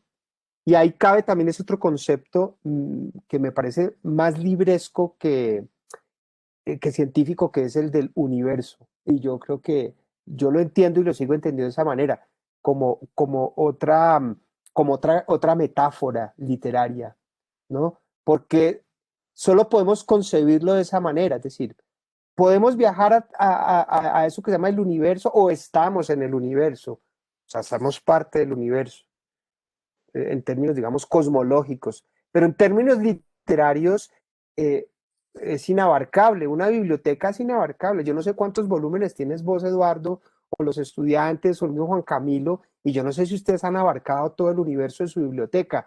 Yo no, yo ya no sé cuántos, alguna vez los conté, no quiero volverlos a contar, pero es eso, es que tú abres un libro y empiezas a leerlo y de pronto, no sé, el autor te recomienda una cosa y empiezas a buscarla y empiezas a viajar por ahí y nunca acabas. Y no sé si a ustedes les pasa. Yo soy un lector más bien disperso. Me obsesiono con temas, los termino, pero luego paso a otras cosas y esto no se acaba. Entonces lo entiendo como eso, como una metáfora de la biblioteca. No sé, Juan Camilo, ¿qué opina? A mí me encanta y me encanta como lo que planteas porque sí, sí, sí, creo que el libro, el libro es como la base de la construcción, el libro de la arena, ¿no? Es el libro infinito donde toda la información está ahí y es la definición del concepto del universo dentro de lo que él más amaba, que era un libro. Pero muchachos, miren, hay una cosa que hace Borges que es una cosa súper fumada que la gente en los años 40 o 30 estaba en el tema de contar la literatura latinoamericana a partir de sus zonas. Pues, nuestro pueblito, nuestra callecita, nuestra sillita, vamos a contar la masacre que hubo acá, yo no sé qué, pues ahora ya las masacres son un poco más de país, pero ese tema de la creación del conocimiento estaba sobre lo que podíamos ver y lo que podía verse desde la concepción del campo. La creación de las ciudades viene después, que es una vaina que está ahí, pero que no tiene toda la fuerza grandísima que va a tener hasta lo que mal llamamos el boom latinoamericano, pero ese movimiento en la década de los 60 que creó un concepto de literatura muy importante. Muchachos, eso no existía. Mentalmente no existía esa concepción de construcción. Y Borges dice, Europa está hablando de eso, Estados Unidos está hablando de eso. ¿Cómo traigo el concepto del universal a nosotros? ¿Cómo lo traemos a nosotros? Entonces, muchachos, imagínense que el man vive, Borges vive en Bogotá. Entonces va en Bogotá y en una casa en, no sé, en la Candelaria, allá donde han tomado vino caliente y esas cosas tan terribles. Eh, Uno caliente. no sé, y chirrinchi y todas esas cosas, ustedes entran al final de una casa porque conocen a alguien muy amable y abajo de las escaleras el man le dice, tengo la creación, donde todo el conocimiento de todo el tiempo, todo el espacio, todo el lugar está en un punto, donde todos los puntos se reúnen en un mismo punto. Piensen, no sé, a nosotros nos tocaba, hacíamos dibujos en lo que envolvían la carne antes, que era este tema donde hacíamos el dibujo del plano cartesiano y toda esa vaina, donde todos los puntos deben estar en un mismo punto, es una vaina muy loca. Y uno entra ahí en un encuentro ahí de tomarse unas cervezas, entra a una casa en la Candelaria y abajo, debajo en la bodega, encuentra ese lugar. Entonces usted pone el ojo y todo el conocimiento le entra a usted, pero le entra en una capital, en Bogotá, eso no está en Londres, no está en Nueva York, no está en California, no está en París ni en Berlín. Eso es súper importante porque el colonialismo planteaba, y todavía se ve en el cine, en el cual la solución del mundo siempre está en los países que están arriba, que están en contra de nosotros, que es como los que están al otro lado. Nosotros somos como, estamos esperando que nos salven y ellos, no sé, luchan contra los extraterrestres, sostienen el concepto del mundo, llevan el primer hombre a la luna, ¿vale? Ellos han planteado un concepto de control sobre nosotros y que el conocimiento solo puede estar allá. O sea, los vengadores solo pueden estar arriba. No puede haber un vengador en Bolivia. ¿Sí me entienden? Mm. Entonces, ese concepto es un concepto de dominación, es como nosotros tenemos que salvarnos. Pero Borges, en un cuento en 1940, plantea una vaina súper loca. Plantea que todos los elementos del conocimiento, sobre el conocimiento, la visión sobre el universo, que era a lo que quería ir con Eduardo, estaba en una casa, en un barrio Picho, en Buenos Aires, en Latinoamérica. Y ahí es la construcción de ese concepto del universo. Yo creo que es la mejor definición de entender el universo borgiano, es darnos cuenta que todos esos conceptos occidentales no son de ellos y nosotros los podemos coger y los podemos apropiar, los podemos utilizar para nosotros. Y podemos comenzar a hablar directamente sobre esa visión de esa creación. Y eso es lo que hace Borges con el Aleph, que es todos los puntos están en un mismo punto. Entonces yo puedo ver el pasado, presente y futuro. Es un man que está súper despechado. Es un cuento muy loco. Un man despechado porque se le murió alguien y está en un parque fumando un cigarro y ve que todo cambia, que el mundo sigue a pesar de que la mujer de él se murió. La mujer que él se murió le dedica el cuento y no se ha muerto. Es una vaina es algo, es como un doble mensaje muy interesante. Pero el man después se desarrolla toda esa historia, está el concepto del universo en un barrio ahí. Es como darnos cuenta que el universo también nace, que nosotros somos parte del universo, que no es que seamos como residuo de él, sino que también somos creadores de los universos. Entonces utilicé otro objeto borgiano, como tú utilizaste el libro de la arena, para poder mostrar que eso fueron las grandes evoluciones de Borges. Eso hace 100 años, hace 80 años, era inconcebible, porque siempre había un concepto de dominación, siempre había un concepto de control, hasta cultural. Y eso es lo que comienza a romper Borges. Y para mí es otro de los elementos que yo defino que el man es muy duro. Yo Sí, estoy ahí de hay acuerdo contigo. Sí, es decir, porque también habría que, cuando Borges habla de universos, ahora que está revisando Tlön Ugmar Orbis Tertius, en ese cuento habla del universo de Tlön como el universo lo concebían como procesos mentales, por ejemplo. Miguel, nos vamos a meter en ese negocio. Dice. Entonces, no, claro, pero a lo que me refiero es que la metáfora del universo en Borges también es amplia, porque es decir, tiene la misma complejidad de los mundos que él se inventa. Entonces, el universo depende de dónde esté, pues, ¿qué es? Una serie de tiempos, son espacios, son procesos mentales, es una analogía de la memoria. Bueno, no sé, es la biblioteca, es decir, hay muchas maneras de entenderlo y eso, lo que me parece rico de Borges es que lo define de muchas maneras. Uno podría Miguel, decir, eso, el Thor, universo para Borges es de muchas maneras. Juan Camilo, dime. digamos, hay una cosa que me parece muy interesante. Thor, para mí, es como el primer elemento de herramienta de Matrix. No sé, muchachos, si ustedes vieron la primera Sí, película de Matrix. está hablando de Claro, Tlön. claro. Entonces, ¿qué pasa? El man encuentra un libro que es la enciclopedia británica que todo el mundo tenía Sí, en el tiempo, pero esa es una única edición.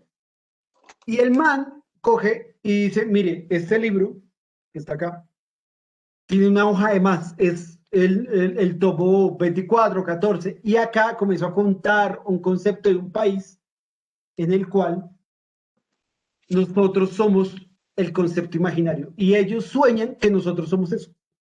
ajá, O sí. sea, en realidad nosotros podemos ser una construcción de lo que él El cuenta en su sueño de libro. alguien. Ajá. Exacto.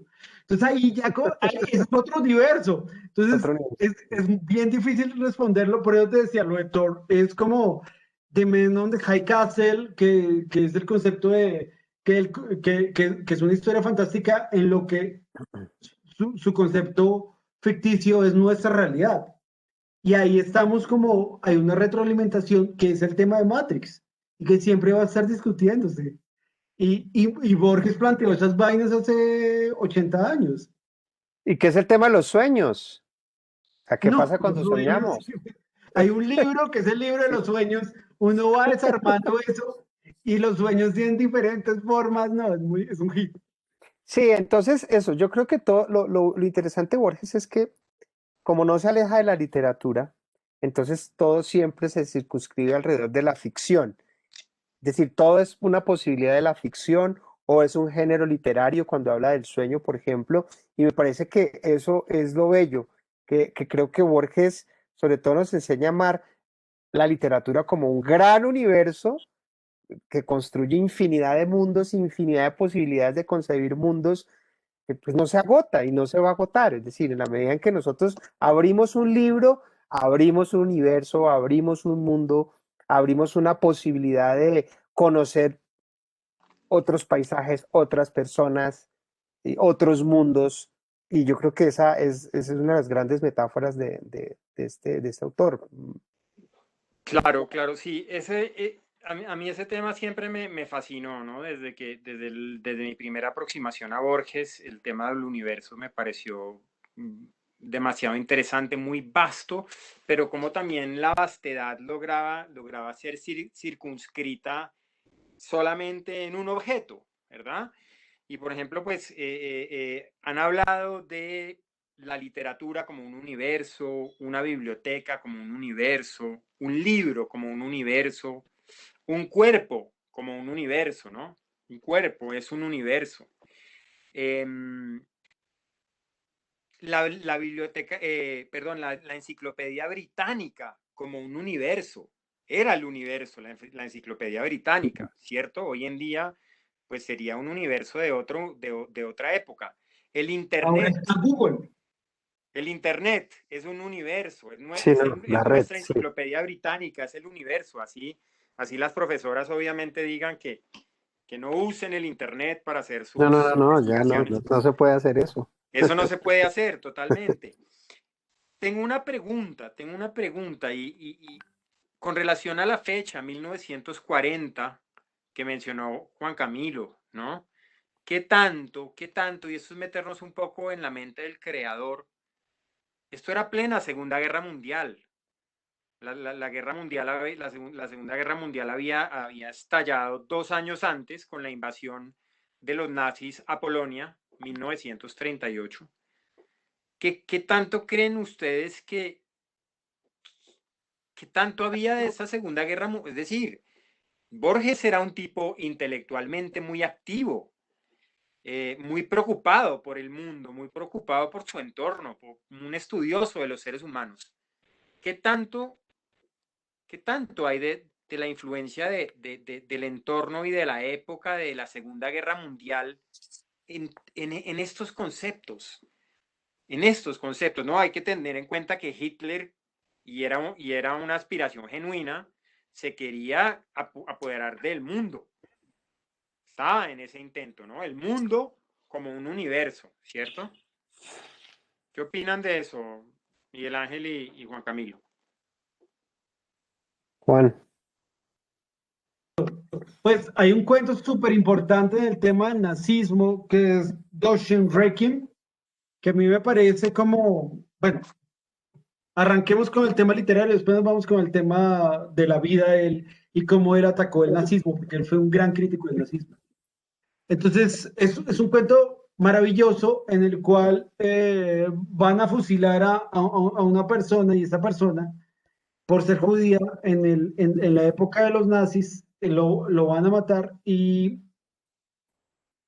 él es un gran compositor de música. Entonces, antes de que lo mataran, él ruega a Dios que le permita terminar esa composición musical. gracias. Ese es el tema del tiempo, ¿no? Ahí eso es importante. Dale, sí, sí, sí, sí. Entonces, el man está agarrado atrás y lo fusilan y las balas se detienen y le Eso es permiten a él maravilloso. terminar la canción musicalmente, mentalmente, digamos. Y Sí, mentalmente él logra, y cuando dice ya, lo logré, él está creo que 1 año y medio, así parado, y logra terminar la composición y las balas, y ya pide permiso para que las balas entren y lo acaben porque ya logró su gran obra de arte. O sea, los nazis están, y te puedo seguir sacando tanto en poesía como en cuento, diferentes referencias al tema de los nazis porque él le interesaba mucho. ¿Por qué? Porque hay una discusión que nosotros en este momento vemos los nazis son malos, obviamente son malos. Lo que digo es que en el tiempo en que, si usted estaba en 1938, en ciertos países, digamos como Colombia, y el jefe del Partido Conservador le encantaba matar liberales y pues, apoyaba los que estaban ganando en ese momento, los Trump de ese momento, pues los Trump intelectuales, asesinos intelectuales, pero de Europa. Entre eso estaban visiones como los nazis, los franquistas, los fascistas, y había mucho colombiano que eso le parecía un hit. Y pues había, digamos, no sé, un presidente que fue presidente en 1950, cosas así, y que fue el gran líder conservador del siglo pasado. Entonces, esa visión era supremamente, no sé cómo decirte, como existente y admitir. ¿Qué pasa? Cuando perdió la guerra, los nazis, todos ellos dijeron, ay, no, yo nunca hablé de eso. Pero muchos escritores también pensaban así, como Eduardo Carranza, que era así como, ay, sí, yo soy camisa negra, y después dijo, no, yo soy camisa negra por Juanes, pero no por Franco. Ya la vaina comienza a cambiar y el concepto comienza a cambiar y comienzan a ocultar eso. Borges directamente siempre fue una persona que discutió en contra del nazismo. En una Argentina peronista que apoyó el nazismo durante mucho tiempo, que se volteó en un momento histórico, ya cuando ya vieron que después del día de la vaina se estaba complicando, ellos tuvieron submarinos alemanes en el puerto de Buenos Aires. Así, literalmente. Ellos ayudaron a ciertos momentos de la guerra, de la Segunda Guerra Mundial, siendo neutrales, tibios, con ciertas discusiones complicadas. Entonces, ¿qué pasa? Esa discusión estaba en Argentina en ese momento y Borges desde el comienzo siempre tuvo una visión crítica. Y él escribía en Sur en ese momento, la gran revista literaria, porque antes la forma de transmitir el conocimiento cuando uno no tenía dinero para comprar libros, digamos, uno le tocaba alquilarlos en Bogotá en ese tiempo, habían lugares que eran librerías de préstamo, donde uno ponía unos pequeños pesos y prestaba el libro como, no sé, pues chicos, usted está muy joven, pero nosotros íbamos a Blockbuster y nos prestaban un cassette de VHS o prestar un DVD y uno lo devolvía y todo esa huevonada. Entonces uno andaba con esos libros y uno le permitían leer el libro cada cierto tiempo y devolverlo porque no alcanzaba para los libros, pero las revistas sí era algo que alcanzaba. Los periódicos más, pero las revistas alcanzaba, entonces permitía una discusión más grande. Ahí era donde se sentaban los centros literarios y los centros literarios más importantes en el sur era sur de Argentina. Y ahí había una discusión en contra fuertemente del gobierno peronista que no admitía un lado de la guerra, de la Segunda Guerra Mundial. Entonces, Borges utilizó lo que es los nazis como una forma de ponerlos como los malos dentro de sus discusiones. Y también, a veces, cuando ya se iba para un lado, también planteaba la discusión del ser perfecto, que es la discusión grandísima del nazismo, que es como, venga, ¿qué es lo que pasa? Porque hay que creerse un ser perfecto desde un latinoamericano, la discusión desde un latinoamericano, y eso se encuentra en poesía, eso se encuentra en ensayo, y es algo muy interesante porque es el final de Borges que ve, es las últimas discusiones directas que hace Borges de lo que está viendo, de las películas que están llegando. Antes el noticiero era en el cine, entonces uno antes de ver la película alcanzaba a ver el noticiero de cómo iba la Segunda Guerra Mundial, y eso lo puede ver uno en varios textos, ahí sobre un ejemplo, y ya. Yo me voy a permitir leer el último párrafo. Cuando la liberación de París, 23 de agosto de 1944, Borges hace una anotación, que esos son breves ensayos, y hace toda una reflexión que quiero, o sea, deberían leérsela, ¿no? Están en otras inquisiciones, pero el último párrafo dice, ignoro si los hechos que he referido requieren elucidación. creo poder interpretarlos así. Para los europeos y americanos hay un orden, un solo orden posible, el que antes llevó el nombre de Roma y que ahora es cultura de Occidente. Ser nazi, jugar a la barbarie enérgica, jugar a ser un viking, un tártaro, un conquistador del siglo XVI, un gaucho, un piel roja, es a la larga una imposibilidad mental y moral. El nazismo adolece de irrealidad, como los infiernos de Erígena. Es inhabitable. Los hombres solo pueden morir por él, mentir por él, matar y ensangrentar por él. Nadie en la soledad central de su yo puede anhelar que triunfe. Arriesgo esta conjetura. Hitler quiere ser derrotado. Hitler, de un modo ciego, colabora con los inevitables ejércitos que lo aniquilarán, como los buitres de metal y el dragón, que no debieron de ignorar que eran monstruos, colaboraban misteriosamente con Hércules. Entonces sí tenía una posición, digamos, muy clara, un poco de, pues para acotar toda la reflexión que ha hecho Juan Camilo alrededor de la posición de Borges frente al nazismo, que pues aquí lo vemos, sigue estando vinculada a la literatura, es decir, siempre los puños en contra de algo salen de los libros, que eso me encanta. Pero Miguel, si te has dado cuenta que no es solo sobre el nazismo específicamente, sino sobre la barbarie en La general. barbarie en general, exacto, incluye Entonces, exactamente, incluyendo al y esto nazismo. es lo que me parece, él universaliza, hablando del concepto universal, él universaliza la lucha también contra los conceptos que estén en contra de lo que él piensa que es el hombre.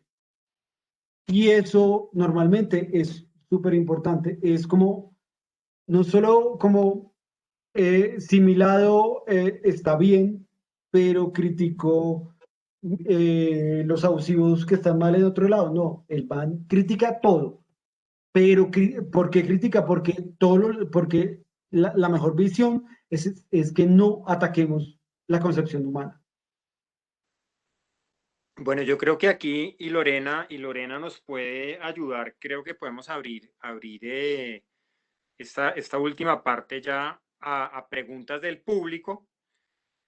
No sé si Lorena nos ayuda con las preguntas que puedan haber, pero antes de eso sí quisiera hacer una última pregunta. Miguel tocó un tema interesantísimo en la obra de Borges, que es el tiempo. Y más allá del tiempo, hablando de lo universal y del universo, está también un tema que va totalmente ligado, que es el tema de lo eterno, ¿no? Solemos ver de alguna manera el tiempo como algo finito, porque lo vemos a través de nuestro propio sedazo, es decir, nos vamos envejeciendo y nos vamos a morir. Nacemos, tenemos el proceso del caminar la vida y indefectiblemente pues vamos a morir, así como los seres vivientes, tal y como los conocemos por lo menos hasta ahora. La pregunta sería, ahondemos un poquito en ese concepto del tiempo ligado al concepto de lo eterno, porque no importa que nosotros nos vayamos, no se va a acabar el universo va a seguir ahí, se acabará nuestra vida, se acabará nuestro propio universo, pero el universo siempre va a seguir ahí. ¿Qué dices, Juan Camilo, tú inicialmente? ¿No se la soltó a Migui? Yo estaba aquí esperando la respuesta de Migui. Bueno, el concepto del tiempo es uno de los grandes conceptos borgianos. Hay poemas específicos explicando el concepto del tiempo, hay cuentos específicos como lo que acabamos de hablar. Y es la discusión maravillosa de que el tiempo discute la posibilidad del pensamiento.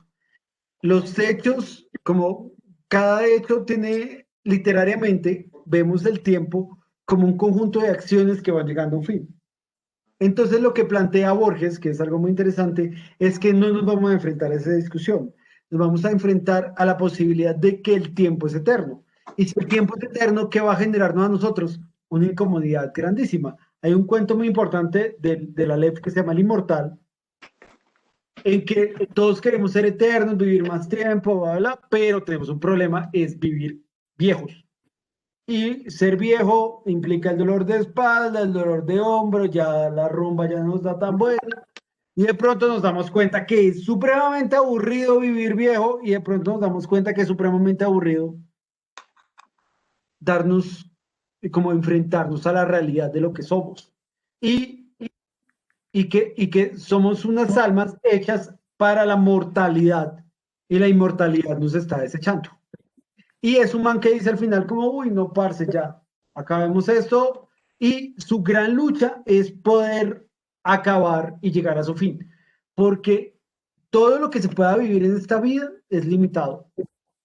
O sea, las parrandas que plantea Eduardo, los libros que plantea Miguel, sentarnos a toda la biblioteca que plantea Miguel, las parrandas que me dice Eduardo que tenemos que meternos, todo eso implica un concepto que vamos a llegar a un punto en que nos va a cansar y que todas las cosas son que queremos probar, pues van a dejar de ser como útiles en cierto momento. Y Highlander nos engañó, Miguel o Eduardo, ¿cierto? Cuando nos dijo que íbamos a durar por siempre y la música de Queen, todo eso nos funcionó mucho en un momento, pero ahora nos dimos cuenta como, no, Borges plantea eso, como la eternidad llega a un punto en que uno se cansa. Y el cansancio es la gran creación de Borges, el cansancio frente a la eternidad. Lo hizo antes que Hollywood. Entonces, ahí es algo que es muy interesante, es que el tiempo siempre nos va a generar una necesidad de regresar a lo que siempre hemos criticado. Como yo quiero volver el tiempo atrás porque tuve un problema. Es como, eso va a generar más problemas y siempre va a generar más inconvenientes. Y eso se ve en la literatura de Borges. O quiero ser eterno. Eso también genera muchos inconvenientes. Y son las preguntas que nos genera Borges. Borges no nos resuelve eso en 10 hojas, porque son la mayor cantidad de hojas que invierte en un texto. Solo nos decide que nosotros tengamos esa discusión y que hacemos y que nos preguntemos si volver al futuro es posible o no, o si lo de Avengers es posible o no, si queremos hacer eso o no, si eso nos va a llevar a un problema más grande o no. Entonces, es algo interesante lo de Borges. Y lo que estamos planteando ahora como novedoso, él lo planteó hace muchísimo tiempo. Ahí te la suelto, Miguel. Sí, esa pregunta es bien compleja. Yo creo que sobre el tiempo, yo voy a, pues porque ya creo que me queda un minuto y lamentablemente tengo que despedirme, tengo otra charla ahora, querido Juan, querido Eduardo, queridos estudiantes. Y de Borges podríamos, o sea, este tema del tiempo daría como para otra charla de 2 horas y no agotaríamos jamás el tema. Pero yo lo que pienso y es que él ha usado esta metáfora no solamente para hablar de lo que significa la vida y la muerte, de que somos y estamos hechos de tiempo, porque ese es otro concepto bastante complejo y bastante ambiguo, hablar de qué es el tiempo, ¿no? Y no solo en términos cosmogónicos ni físicos como magnitud, sino como en metáfora de la literatura. Y me parece que cuando Borges nos hace entender que somos tiempo, nosotros también, pues ahí están dando una explicación. Y también dice algo por ahí en un poema, o no sé si en un ensayo, porque es que repite a veces este tipo de temas con variaciones, cuando dice que el tiempo es una ficción, ¿no? Entonces, fíjense que todo, de alguna manera, Borges ve, ve el mundo, ve la vida, ve los conceptos de- como escritor. O sea, no sé, él ha leído a los físicos, me imagino, él ha leído astrónomos, poetas, ensayistas, etcétera, científicos, pero siempre toma el punto de vista del escritor y del escritor de ficciones. Entonces todo lo lleva allá y lo argumenta de una forma que uno queda convencido, porque finalmente cuando uno dice, bueno, ¿y qué es la vida y qué es el tiempo? Y pues todo se reduce a que finalmente lo que nos quedan son los relatos de todo esto. Entonces, yo pues terminaría un poco apoyando esa idea de Borges de que pues el tiempo es pues una de las grandes ficciones, ¿no? De las que estamos convencidos, ¿no? Eh, los que creemos en que Es decir, que las respuestas están en los libros, ¿no? Finalmente todo nos va a llevar allá y Borges siempre nos conduce hacia allá. Entonces, podría seguir desarrollando un poco más la idea a partir pues, de los cuentos, y a partir de los ensayos, y a partir de su poesía.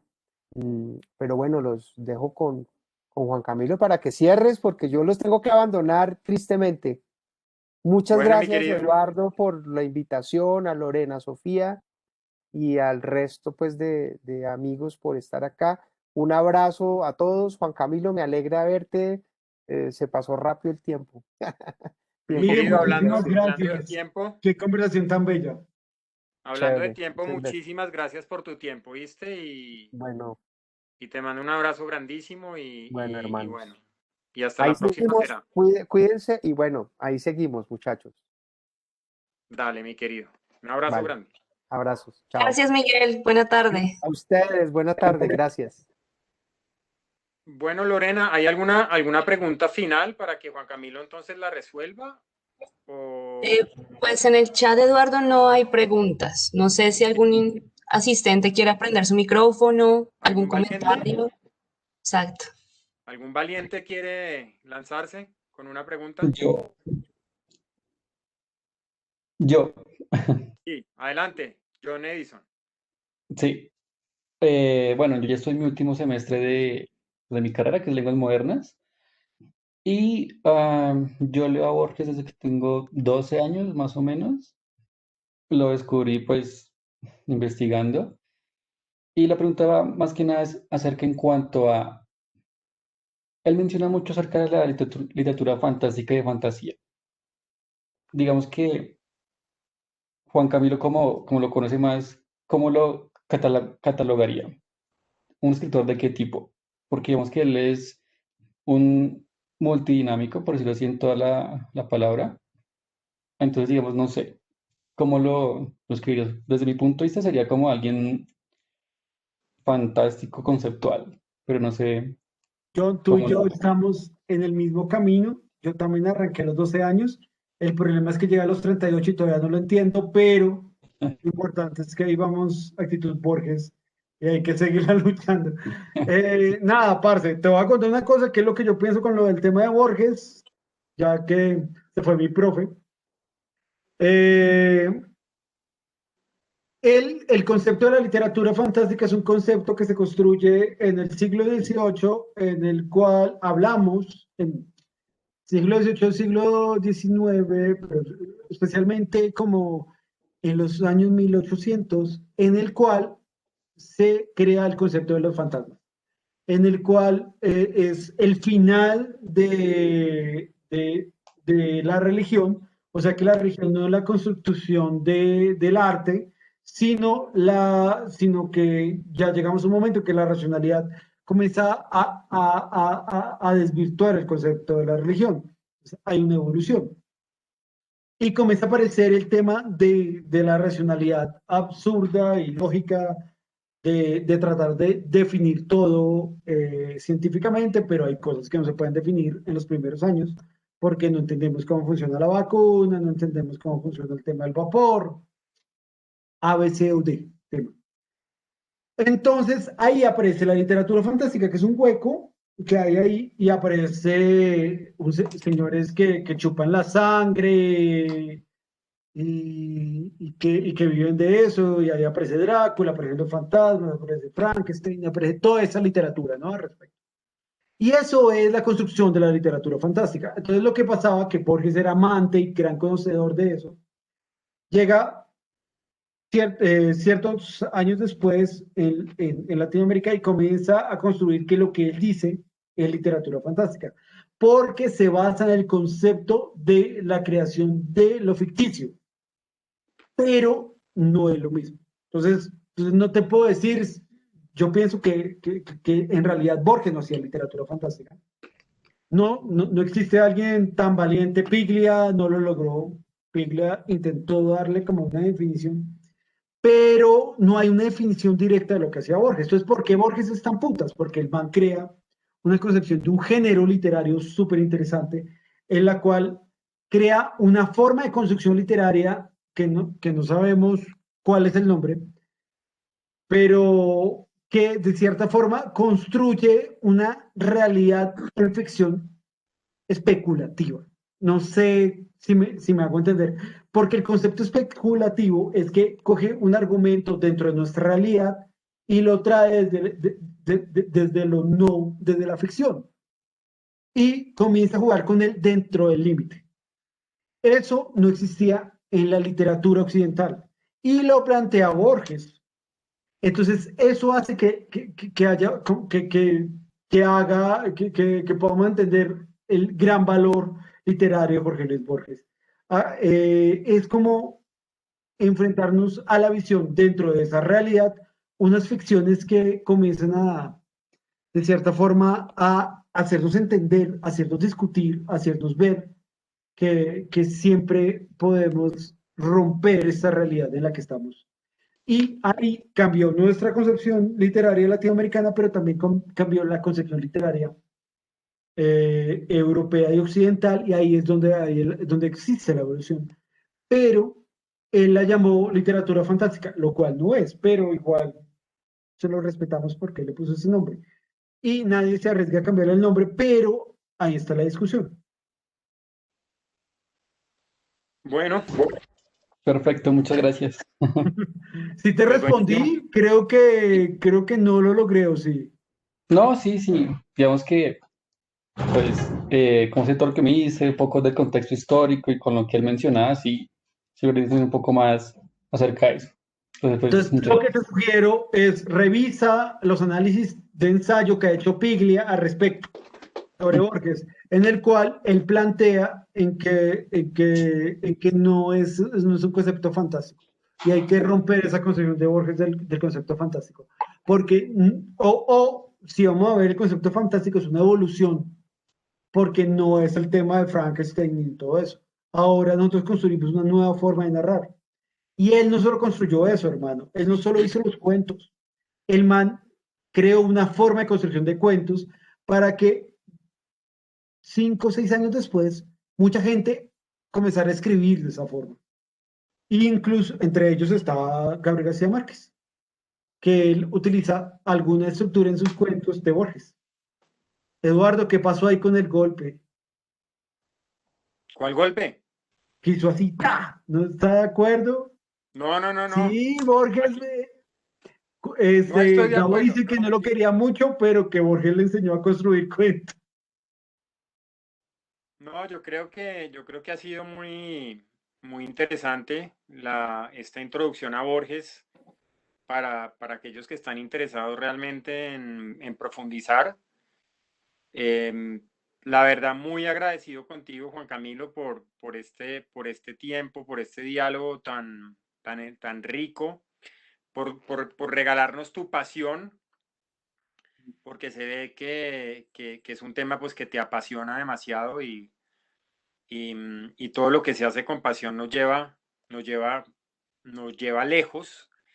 Creo que se te va a pasar la vida, mi querido, porque Borges es así en esos pocos libros que escribió, porque no son tantos. Hay un universo demasiado vasto, de forma que se te va a pasar la vida eh, es descubriendo, redescubriendo, yéndote por otros hoyos negros hacia otros lugares a los que te pueda llevar Borges a otros universos, de un universo a otro. Ahorita logré hacer esa separación. Había tomado una decisión de dejar a Borges afuera. Ahora vienen unos nuevos libros sobre otra visión de otro país literario, que eso me parece muy chévere. Ya tocaba hacer esa ruptura y eso me parece muy chévere. Pero déjame decirte que volverás a él. No sé cuándo, Siempre pero pasa. déjame decirte que puedo ver claramente que volverás a él y bueno, sea esta una oportunidad también para decir que muy probablemente el próximo semestre vamos a hacer un seminario de Borges organizado por Escarabajo y dictado por ti, Juan Camilo. Para el que esté interesado, lo vamos a publicitar en su momento. Entonces, pues bueno, con la alegría ya de la noche que nos cayó mientras comenzamos a hablar y no sé si tengas algunas últimas palabras o si Lorena también tenga unas últimas palabras y bueno, nos despedimos de esta charla borgiana tan interesante. Nada, muchachos, muchísimas gracias. Qué clase tan bella. Qué pena, les dimos duro y parejo con Miguel, pero nada, esos son los momentos que hay que gozar. Y les mando un abrazo. Bueno, pues entonces un abrazo grande para todos los que asistieron a esta interesante conversación. Muchas gracias. Gracias, Eduardo. Gracias, Juan Camilo, por su participación y a todos por asistir. Muchas gracias. Buenas noches. Chao. Gracias. Chao.